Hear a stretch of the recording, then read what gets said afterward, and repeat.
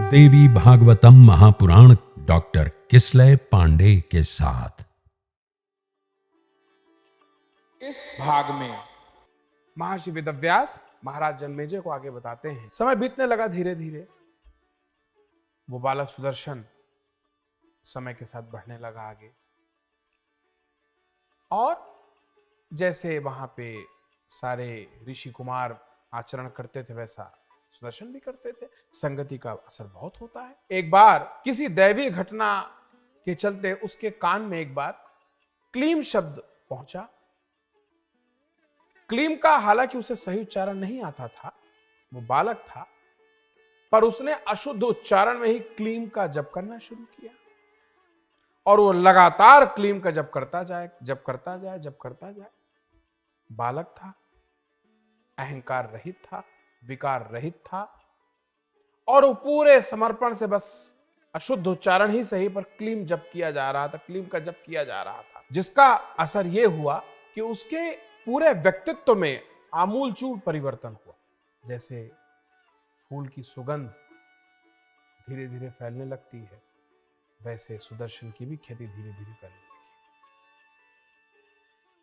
उसकी ख्याति इतनी फैलने लगी कि अगल बगल के गांव से, अगल बगल के राज्य से लोग आते थे उससे मिलने। पड़ोस के ही एक राजा सुबाहु, उनकी पुत्री शशिकला को भी अचानक एक दिन सपने में सुदर्शन दिखते हैं। वो रोज यही सोचे कि ये रोज स्वप्न में ये आता कौन है, ये देखने में ऐसा स्वरूप, ऐसा व्यक्तित्व, इतना मृदुभाषी, पर ये मेरे सपने में क्यों आता है? मैं तो न जानती हूं न पहचानती हूं। ये सोच के रोज वो सोए और रोज इसी अचरज में उठे। इसी दिन अचानक एक दिन वो स्वप्न देख रही होती जिसमें उनको परांबा का साक्षात्कार होता है, जिसमें मां परांबा उन्हें सीधा निर्देश देती हैं कि शशिकला, जिसे तुम इतने दिनों से स्वप्न में देख रही हो, वही तुम्हारे होने वाले पति हैं,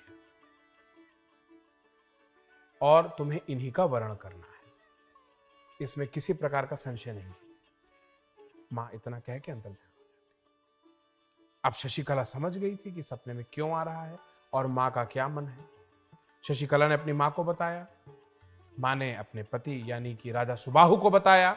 सुबाहु ने गुप्तचर भेजे और पूरी जानकारी निकलवा ली। जानकारी ये निकल के आई कि तो सुदर्शन है, महाराज धूसंधि का बेटा, जिसकी जान के पीछे युद्ध जीत लगे हुए हैं। किसी भी क्षण इनकी मृत्यु हो सकती है। इनका तो न आगे का कोई ठिकाना है न पीछे का ठिकाना है। अनाथ की तरह भरद्वाज मुनि के आश्रम में अपनी मां के साथ रहते हैं।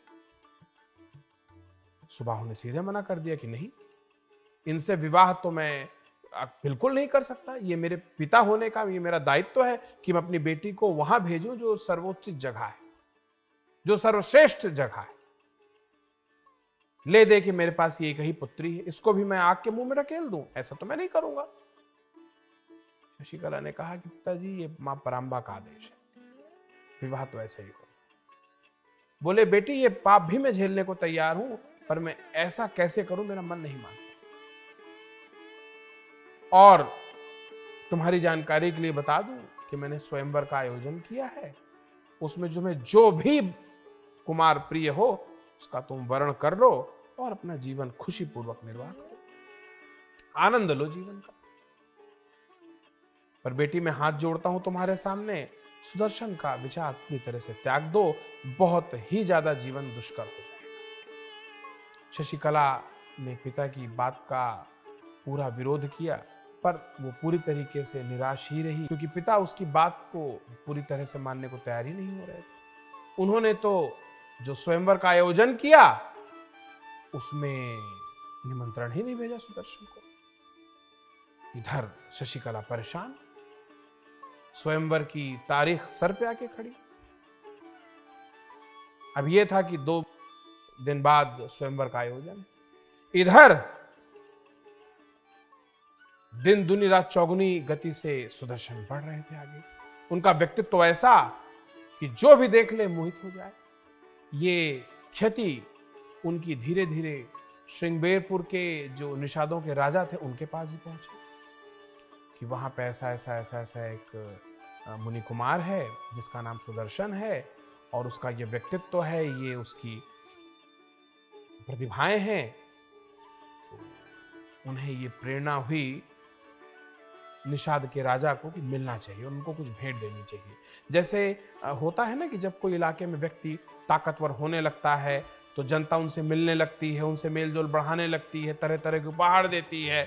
ये एक प्रचलन चल निकलता है, हर कोई उससे मेलजोल बढ़ाना चाहता है, हर कोई उसे अपने पक्ष में रखना चाहता है। ठीक वही हाल सुदर्शन का हो गया था। किसी को पता ही नहीं है कि ये क्या हो रहा है। निषाद राज पहुंचते हैं और बड़ा विशाल, बड़ा ही दिव्य 4 पहियों वाला रथ सुदर्शन को भेंट करते हैं। वो ऐसा रथ कि जिसकी कल्पना तो युद्धजीत ने भी कभी नहीं की थी, न शत्रुजीत के पास ऐसा रथ था, महाराज सुबाहु तक के पास ऐसा रथ नहीं था। ऐसा रथ निषाद राज सुदर्शन को भेंट कराते हैं।